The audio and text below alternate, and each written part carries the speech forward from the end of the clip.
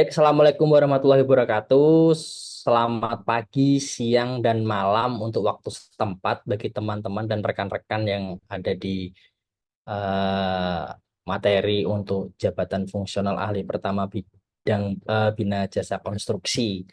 Jadi teman-teman semuanya, perkenalkan saya Fitra Arif Wibowo. Untuk saat ini saya menjabat sebagai pengelola teknik konstruksi berkelanjutan, salah satu ASN juga di Dinas PUPR Perkim Provinsi Kalimantan Utara, dan berpengalaman selama kurang lebih 10 tahun di perusahaan kontraktor juga di Kalimantan Utara, serta saya narasumber juga di bidang keilmuan K3 Konstruksi dan koordinator pelatihan sertifikasi di Kalimantan Utara. Kompetensi teknis yang saya punya ada sertifikat Trainer of Training, yaitu okupasi instruktur level 4 sebagai narasumber dan instruktur.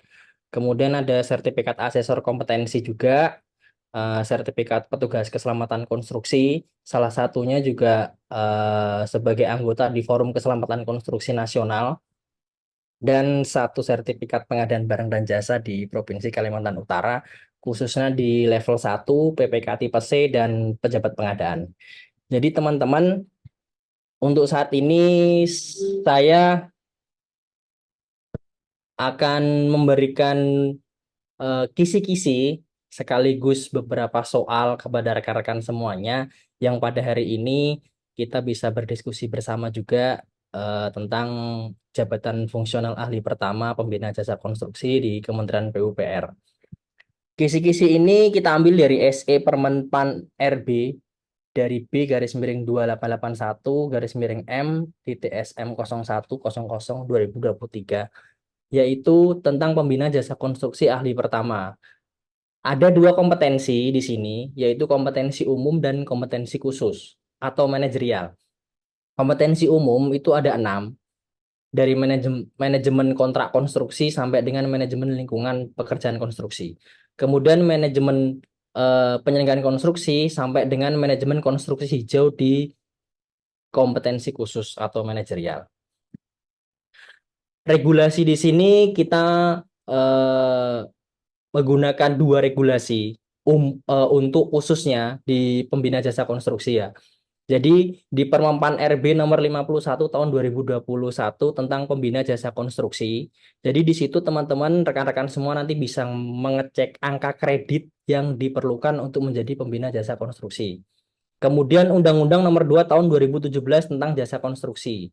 Di dalam Undang-Undang Nomor 2 Tahun 2017 Jasa Konstruksi itu juga ada turunan dua peraturan, yaitu PP Nomor 22 Tahun 2020 tentang penyelenggaraan jasa konstruksi dan Permen PUPR Nomor 23 Tahun 2009.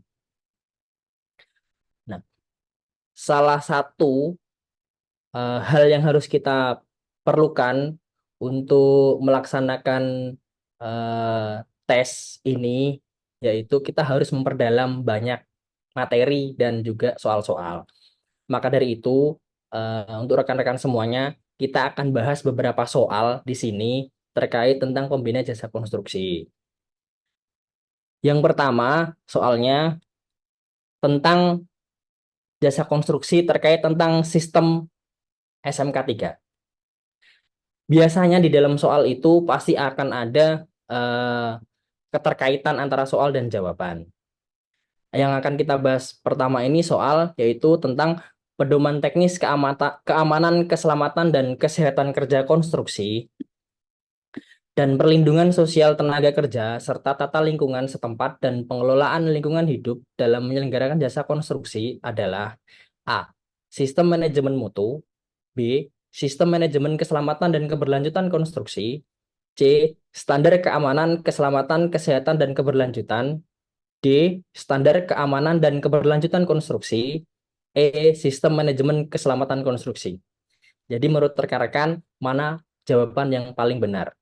Dari kelima jawaban ini, ada salah satu jawaban yang benar karena hampir semuanya sama. Pasti soal itu akan mengarah ke eh, jawaban yang sama. Kita akan cek jawabannya apa. Yaitu jawabannya yang C. Kenapa? Jawaban yang C. Kita bahas. Sudah tertuang jelas pada Undang-Undang Nomor 2 Tahun 2017 tentang jasa konstruksi, yaitu Standar Keamanan, Keselamatan, Kesehatan, dan Keberlanjutan atau biasa disingkat dengan SK4, merupakan pedoman teknis untuk melaksanakan kegiatan Sistem Manajemen Keselamatan dan Keberlanjutan Konstruksi atau SMK3, yang merupakan salah satu dari syarat pelaksanaan pekerjaan konstruksi. Jadi mengenai tentang materi ini masuk dalam sistem manajemen keselamatan konstruksi. Salah satu soal yang masuk dalam kompetensi khusus. Nanti teman-teman bisa cek juga. Kita coba next ke soal yang berikutnya. Soal nomor 2, yaitu pemilik atau pemberi pekerjaan yang menggunakan layanan jasa konstruksi adalah A. Pemilik kerja, B. Pengguna jasa, C. Penyedia jasa, D. Sub penyedia jasa, dan E. Pelayanan umum. Teman-teman bisa cek antara soal dan jawaban. Jawaban kelima-limanya ini hampir sama. Jadi teman-teman harus bisa teliti dalam menelaah eh, jawaban di setiap pilihan ganda. Kita cek jawabannya apa. Jawabannya adalah B, yaitu pengguna jasa.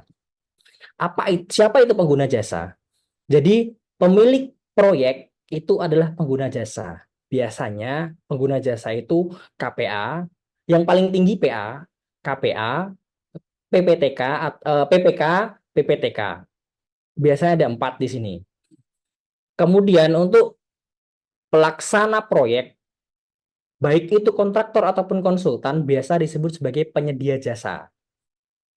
Jadi penyedia jasa itu yang memberikan layanan jasa. Tapi yang menggunakan layanan jasa adalah pengguna jasa, yaitu KPA, PA, PPTK, dan PPK. Kemudian pemberi layanan jasa konstruksi kepada penyedia jasa adalah sub penyedia jasa, atau biasanya disingkat dengan subkontraktor atau subkonsultan.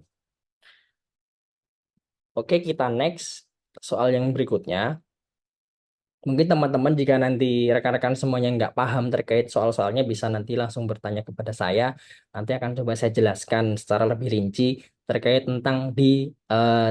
tentang beberapa soal dan pilihan ganda. Karena di pilihan ganda itu biasanya menjebak, jadi hampir sama antara jawaban A dan jawaban B.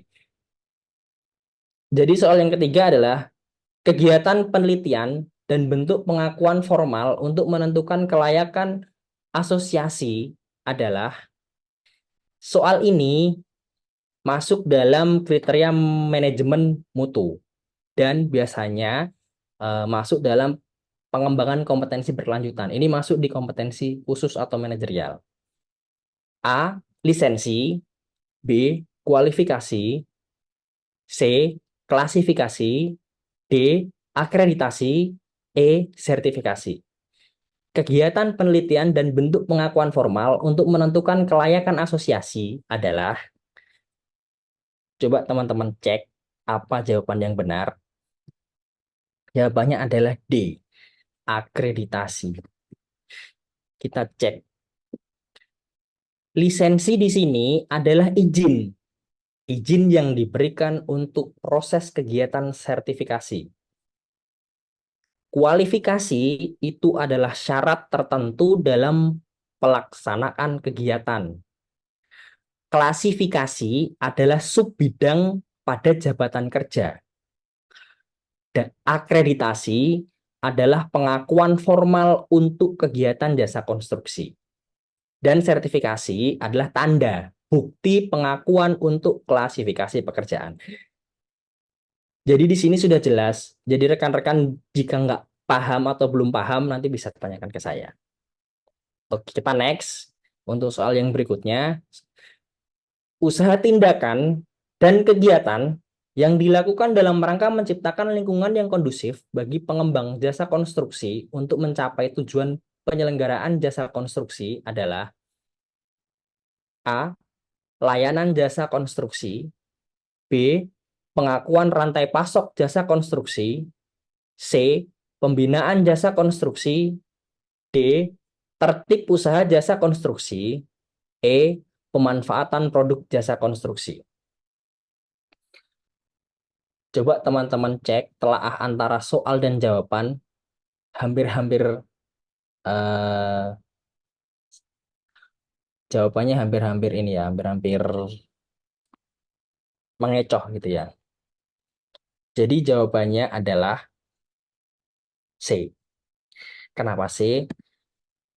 Sudah sangat jelas tujuan dari pembinaan jasa konstruksi adalah untuk menciptakan lingkungan yang kondusif bagi pengembangan jasa konstruksi dalam mencapai penyelenggaraan jasa konstruksi. Hal ini tertuang juga pada PP nomor 20 tahun 2020. Jadi nanti teman-teman bisa cek di PP nomor 20 tahun 2020 jika ada beberapa pasal atau ayat yang memang tidak paham nanti bisa ditanyakan sama saya. Nanti kita cekkan untuk materi yang selanjutnya. Kita cek lagi untuk soal yang berikutnya. Upaya penyelesaian sengketa dengan mengikuti upaya penyelesaian sengketa dengan mengikut sertakan pihak ketiga yang bertindak sebagai penasehat adalah A. Konsolidasi, B. Konsiliasi, C. Musyawarah, D. Agregator, E. Mediasi. Soal ini biasanya juga berhubungan dengan pengadaan barang dan jasa. Jadi jasa konstruksi itu lingkupnya nggak hanya di pekerjaan konstruksi, tapi juga terkait tentang pengadaan barang dan jasa. Jadi jawabannya adalah E, mediasi. Kita cek pembahasannya. Sesuai dengan pasal 88 nomor 2 tahun 2017 tentang penyelesaian kontrak konstruksi atau sengketa, dilakukan dengan 3 tahapan atau cara. Yang pertama adalah mediasi. Mediasi adalah penyelesaian kontrak yang dibantu oleh mediator atau penasehat. Yang kedua, konsiliasi. Konsiliasi merupakan penyelesaian kontrak yang dibantu pihak ketiga sebagai penengah atau pengawal jalannya perundingan. Yang ketiga, yaitu arbitrase, yaitu penyelesaian sengketa secara sukarela kepada pihak ketiga yang netral, yaitu individual atau arbitrage sementara atau ad hoc. Jika teman-teman atau rekan-rekan Anda yang kurang paham terkait soal dan jawaban, nanti bisa ditanyakan sama saya.